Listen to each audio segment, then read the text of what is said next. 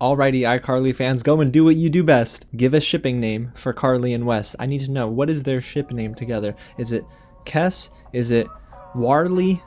No, let's not do that.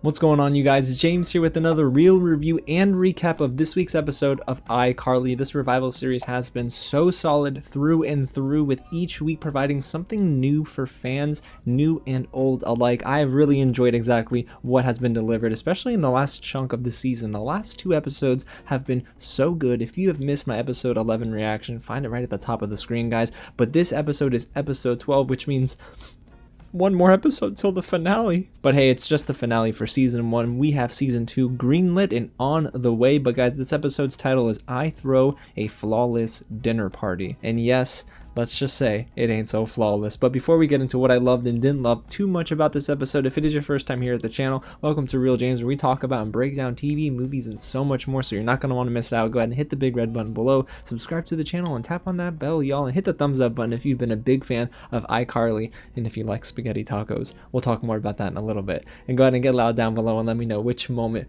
was your favorite. Alrighty, y'all, so let's get into the story for this week's episode, because there's a lot to unpack. It all begins with Carly and Wes planning a little dinner party so that Carly can meet Wes's nonna. And yes, guys, the Italian in me was singing. It was so great hearing Italian being spoken, hearing Carly and Wes speak Italian together, and then seeing somebody call their grandmother nonna.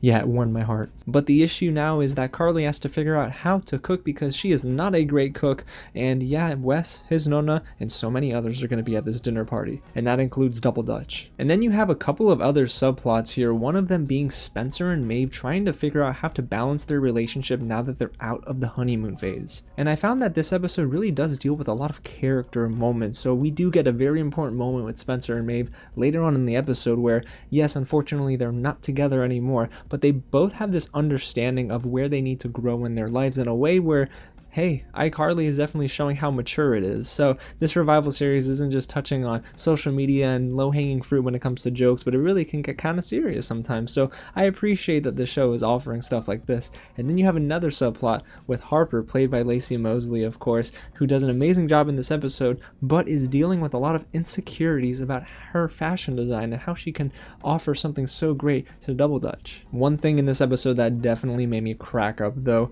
was Laci Mosley's British accent, because the way she acts as an assistant of sorts for herself to, I guess, impress Double Dutch really got me. And hey guys, we even have Freddie developing an app for cooking, which Carly tries to use, and let's just say pulsating raviolo is not very appetizing. Is it even called raviolo? And for as jam-packed as this episode was, I do feel that Jaidyn Triplett, who plays Millicent, was given a little bit more screen time here than in the previous weeks. Now, I can't tell you that her role isn't being minimized little by little as we get closer to the end of this season, but what I will say is that she capitalizes and really delivers a solid performance here, just utilizing all of her time on screen. So I enjoyed it. I thought there were some cute little jokes between her and Freddie, and moments between her and Nonna, which we should transition into right now. Just when Carly thought Nonna was a sweet grandmother, well, she turns out to be pretty much a nightmare for Carly and everyone else at the dinner party. She's tough. She is not very willing to allow anyone to get close to her grandson Wes,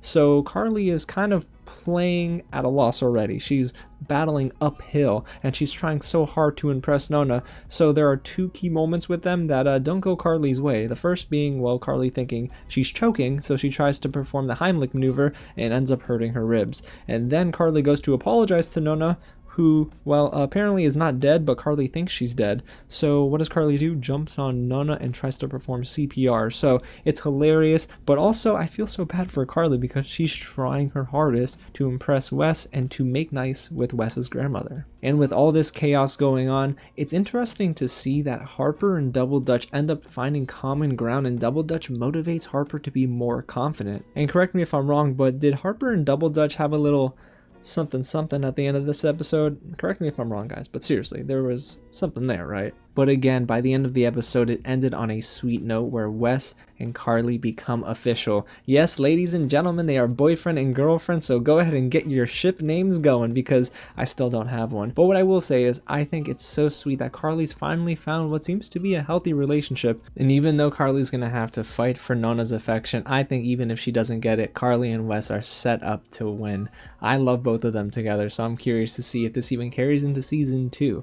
But again, the writing, everything about this episode was so solid to me. Even though there was nothing great here, I think it's just really good. It's another good entry into this revival series.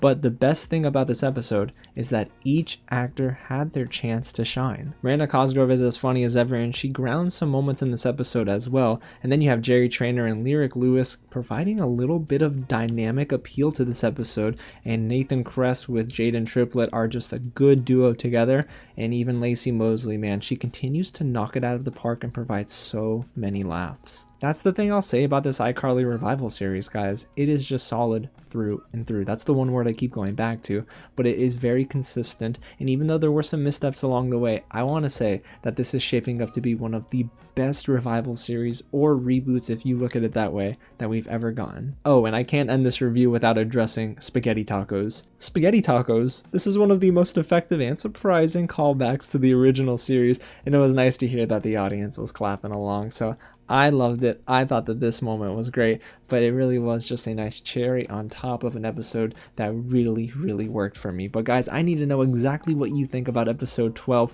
Go ahead and get loud down below in the comments and let me know if you agree, and if you disagree, why you didn't like this episode too much. And if you haven't already, hit the big red button below, subscribe to the channel, and tap on that bell so you'll be the first one in the comments for our season finale coverage next Thursday. And hit the thumbs up button if you're a big fan of this week's episode, because guys, I just want spaghetti tacos now.